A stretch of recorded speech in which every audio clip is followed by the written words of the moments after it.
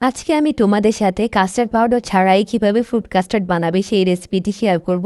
হঠাৎ কোনো অতিথি এলে ঘরে যদি এই কয়েকটি উপকরণ থাকে তাহলে খুব সহজেই তোমরা এই ফ্রুট কাস্টার্ডটা বানিয়ে ফেলতে পারবে। চলো দেখা যাক আমি কিভাবে এই কাস্টার্ডটা বানিয়েছি। এখানে আমি 4 কাপ দুধ নিয়েছি আর 4 কাপ দুধের জন্য আমি 1 কাপ চিনি নিয়েছি। এই মিষ্টিটা আমার কাছে পারফেক্ট মনে হয়েছে। তোমরা যদি আরও বেশি মিষ্টি খাও তাহলে আরও বেশি চিনি দিতে পারো।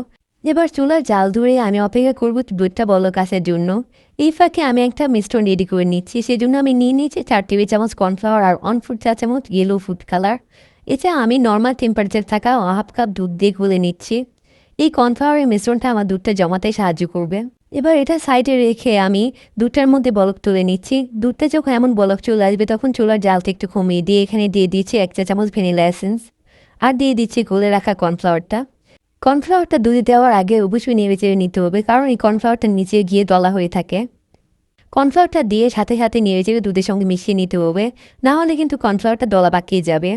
কর্নফ্লাওয়ারের মিশ্রণটা দুধের সঙ্গে মেশানোর কয়েক সেকেন্ডের মধ্যে দুধটা এমন ঘন হওয়া শুরু করবে। তখন এটাকে আমি নামিয়ে নিব, কারণ ঠান্ডা হলে কিন্তু এটা আরও ঘন হয়ে যাবে।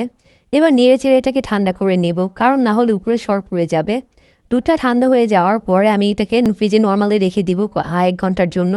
1 ঘন্টা পর আমি ফ্রিজ থেকে বের করে নিয়েছি। আমার ঘনত্ব দুধের ঘনত্বটা ঠিক এরকম হয়েছে। আজকে আমি 4 ধরনের ফল দিয়ে এই কাস্টার্ডটা বানাবো: আঙ্গুর, আপেল, স্ট্রবেরি এবং আনার।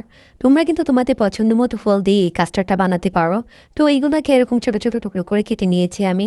এখানে আমি টোটাল 4 কাপ ফল নিয়েছি। এখানে এটা যেহেতু ফ্রুট কাস্টার্ড তাই ফলের পরিমাণটা একটু বেশিই দিতে হয়। এই ফলগুলো দেওয়া হয়ে গেলে এবার আমি দুধটা দিয়ে দিচ্ছি আর দুধটা নেড়ে চেড়ে ফলের সঙ্গে মিশিয়ে নিচ্ছি। আর এখানে আমি কিছুটা ম্যাঙ্গো জেলও দিয়ে দিচ্ছি।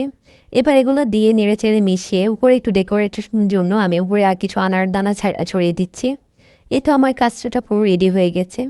এই কাস্টার্ডটা খেতে কিন্তু অনেক বেশি মজা হয়, আর এটা একটু ঠান্ডা অবস্থায় খেলে আরও বেশি ভালো লাগে।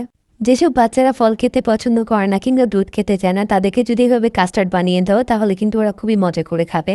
আমার পাশেও কিন্তু সেম কাহিনী। ও আমার বাচ্চারা দুধ খেতে চায় না, কিন্তু এইভাবে যখন ওদেরকে আমি কাস্টার্ড বানিয়ে দিই ওরা খুবই পছন্দ করে খায়।